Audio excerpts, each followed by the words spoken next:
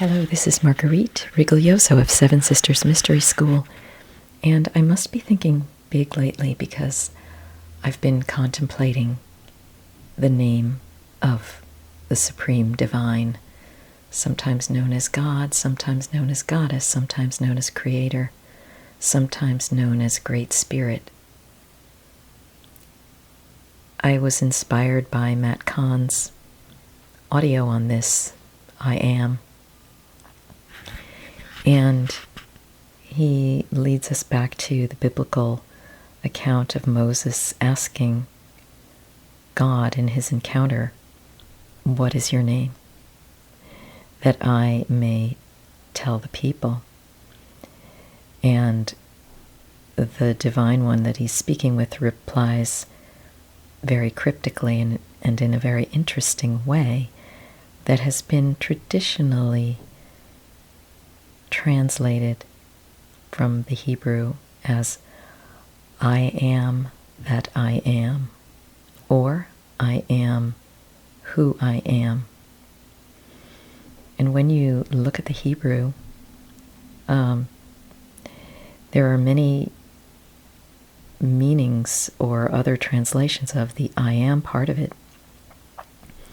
It can mean to fall out, or to come to pass, or to become, or to be.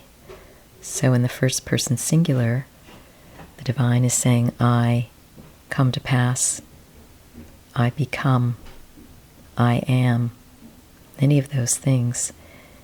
And then the who is the word asher, if I'm pronouncing that correctly. And that can be translated, it's a pronoun.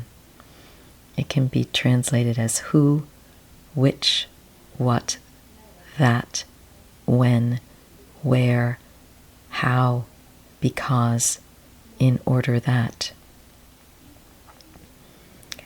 So that statement, I am that I am who I am, is kind of like a wave. It's very flexible, and it can be translated as in any number of modular ways, so to speak. It can be, I come to pass because I am, or I become in order that I am, or I become what I am, or I become what I become, or I am because I am, or I become in order that I am, or I come to pass in order that I become, or I become who I am, I become when I am, I come to pass where I am, I become how I become how I am, I become because I become because I am because I am, I become in order that I come to pass.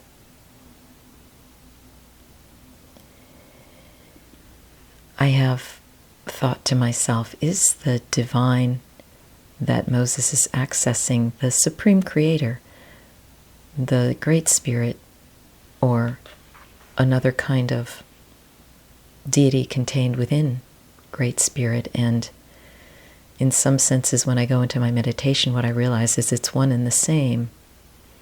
Because when I looked at it, and I asked from the perspective of the feminine, who is Great Creatrix, what I actually received or saw is that it's not even an I am verb, it's a silence. And this goes back to the Gnostic creation stories of the two initial gods being silence and the deep. And so all comes from within that is the greater void from which I am emerges, the verb, the verbal nature, the active nature of the divine. And I'm also reminded of the great saying of the goddess Neith, who is considered in Egypt to be the oldest of the old, the Virgin Mother Goddess. And she says, I am all that is, that was, and that shall be.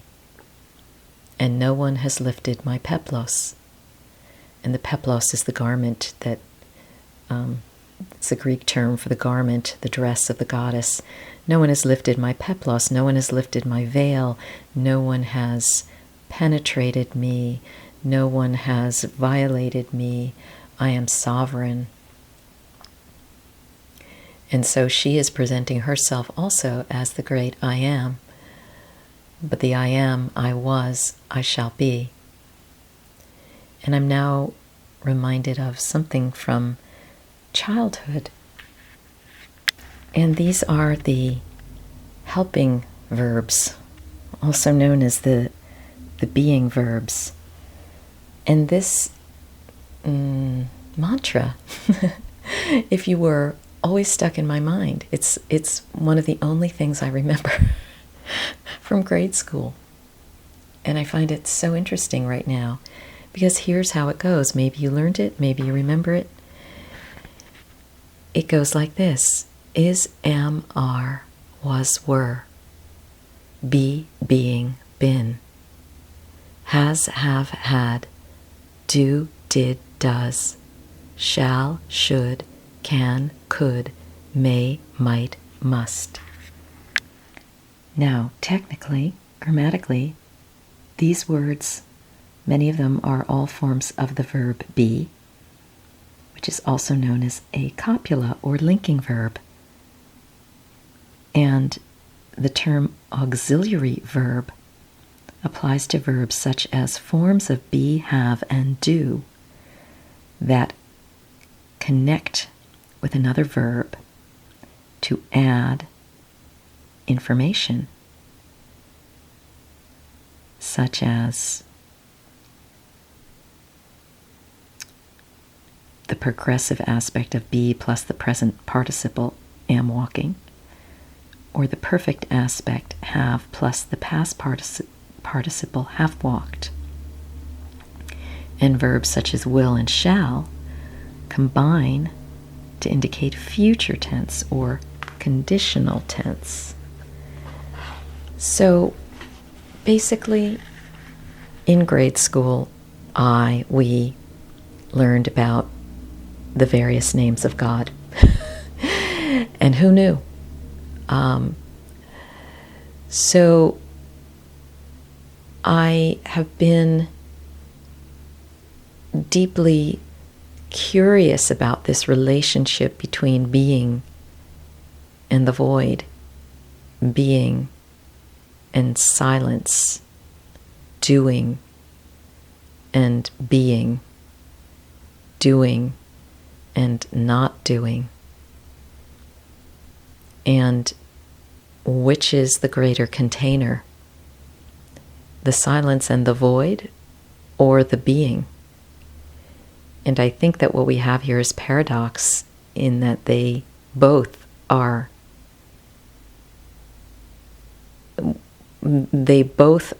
the supreme. And we have an idea that, well, we can only hold that as one. We can only have one supreme, but this is a two as one, or a one as two, and this is a yin yang, essentially. That is the flow of the yin-yang. It shows you those two as one. The stillness, the silence, the void, and the being, the I am. So we're going to play a little bit before I say goodbye with these aspects of being. And it may be that you pick one or two when you go away and you start reciting them to yourself and seeing what happens to you So we're going to start with the I am that I am, and I'll say a little bit more about this, and we're going to play with different inflections of that. Then we're going to play with other possible mantras for you to take with you. So if we just purely look at the I am that I am, and I am always reminded of Popeye. I think he said, I am what I am, or something like that, which is another, hello, they were encoding the names of God in children's cartoons. Yes, Popeye says, I am what I am, and that's all what I am. Popeye the Sailor Man. It's very interesting how that came through. And, it brings a little humor into the situation. When you start thinking about God, you can be laughing at the same time. I mean, it's all the big yuck, right? A Buddha's laughing. And so we don't want to take this too seriously. We want to keep it light. Okay, so Matt Kahn says about the I am that I am. He says that it can be seen as I am that, and that the that means the all, right? I am that. I am. Or I am that I am. And he's saying that the smaller I am is the I, you are as the person, but you're stating I am that I am, which is the larger I am, which is the universal creator energy, universal divine supreme being, God, Goddess. And I think there can be further inflections there, such as I am that I am. So just feel into that. I am that I am. And then there's I am that I am. I am that I am. And then there's I am that I am. I am that one. I am that I am.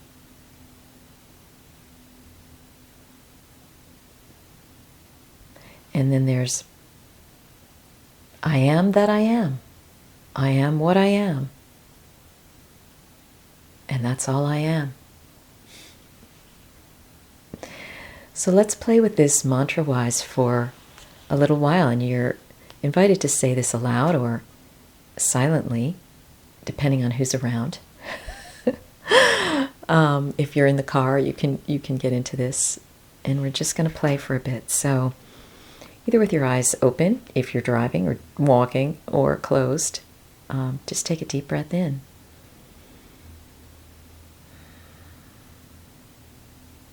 I am that. I am. So repeat after me.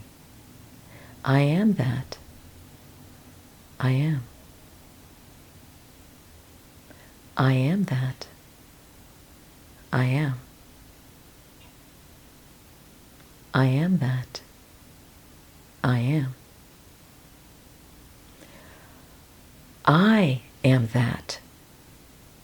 I am. I am that. I am. I am that. I am.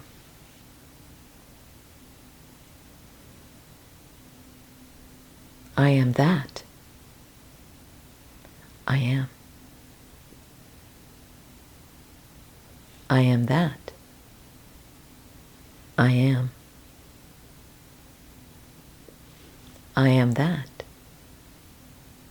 I am. I am that I am. I am that I am. I am that I am. I am that I am. I am that I am. I am that I am. I am that I am. I am that I am. I am that I am. I become because I am. I am because I become. I come to pass so that I am.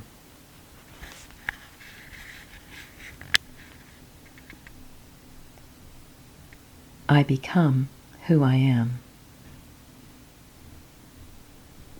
I become who I become. I am where I am. I am how I am. I become how I am. I am in order that I become. I become in order that I am. I come to pass when I become. I come to pass when I am. I am when I come to pass.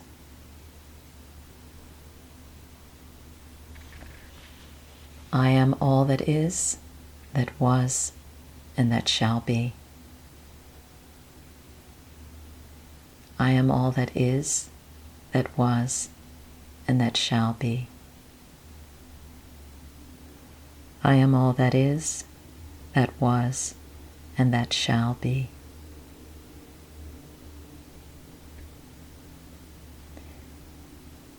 Is, am, are, was, were. Be, being, been. Has, have, had. Do, did, does. Shall, should. Can, could. Will, would. May, might, must. I am what I am, and that's what I am. And just feel the silence.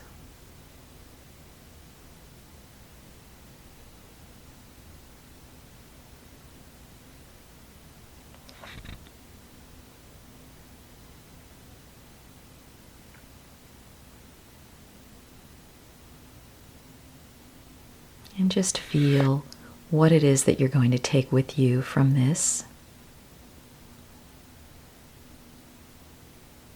And just feel how this may begin to inform your life about who you are, how you are a fractal part of the whole, the relationship of silence and beingness in your life.